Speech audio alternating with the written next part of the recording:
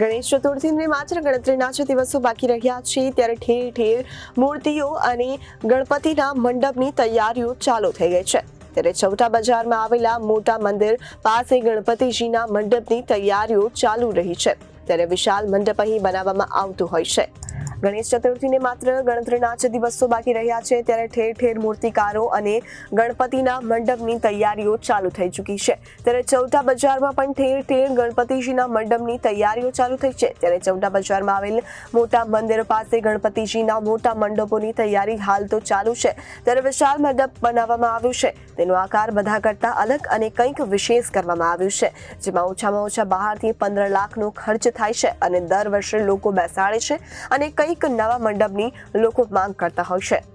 મારું નામ જિગ્નેશ દુધાણે છે। મોટા મંદિર યુવક મંડળનો સક્રિય સભ્ય છું અને આજે અમારું મોટા મંદિર યુવક મંડળ છે તે અહીં આપણા સુરતના ચૌટા બજારના વિસ્તારમાં ખૂબ જ પ્રચલિત છે અને ઘણા વર્ષોથી આ ગણેશોત્સવ આપણે કરીએ છીએ। આપણે સ્થાપના 1968માં થઈ છે અને આ 57-58મું વર્ષ છે।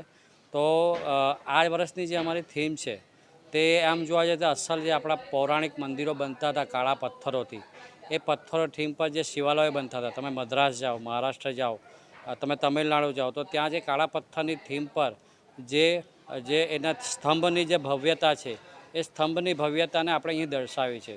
જે મંદિરોનું જે ગર્ભગૃહ હોય એ કેવું હોય, આપણે અહીં ફક્ત ગણપતિ મંડપ નથી બનાવતા, આપણે એક આખો ગર્ભગૃહ બનાવીએ છીએ અને એ ગર્ભગૃહમાં આપણે સાક્ષાત ગણપતિ બાપ્પાને બિરાજમાન કરીશું। સાથે સાથે શંકર ભગવાનની બી આપણે અહીં પ્રતિકૃતિ આપણે લાવ્યા છે કે શંકર ભગવાન બી સ્વયં બિરાજમાન છે, સાથે તેમની સાથે નંદી પણ આપણે અહીંયા પ્રતિકૃતિમાં મૂકશું। તો ઘણી બધી એક્ટિવિટી થાય છે। આની સાથે સાથે ઘણી બધી સેવાકીય કાર્યો પણ થાય છે અને દરેક સુરતીજનો કે જે બી આપ નિહાળી રહ્યા છો એ બધાને આગ્રહ કરું છું કે આપ જરૂરથી આપ અહીં આ મંડપને, આ એક જે ગર્ભગૃહ બનાવ્યું છે શિવાલયને, એ નિહાળવા આવો।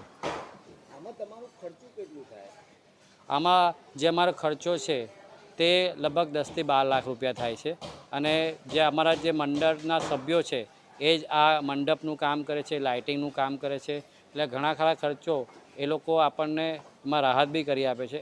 એટલે આમ જોવા જાય તો જેટલા પણ લોકો કામ કરે છે એમાંથી 80% લોકો મંડળના સભ્યો છે, મંડળના જ હિતેચ્છુઓ છે, તેમની સાથે આપણે આ કાર્ય કરીએ છીએ। Reporter Hanif Malik, Janadesh news, Surat.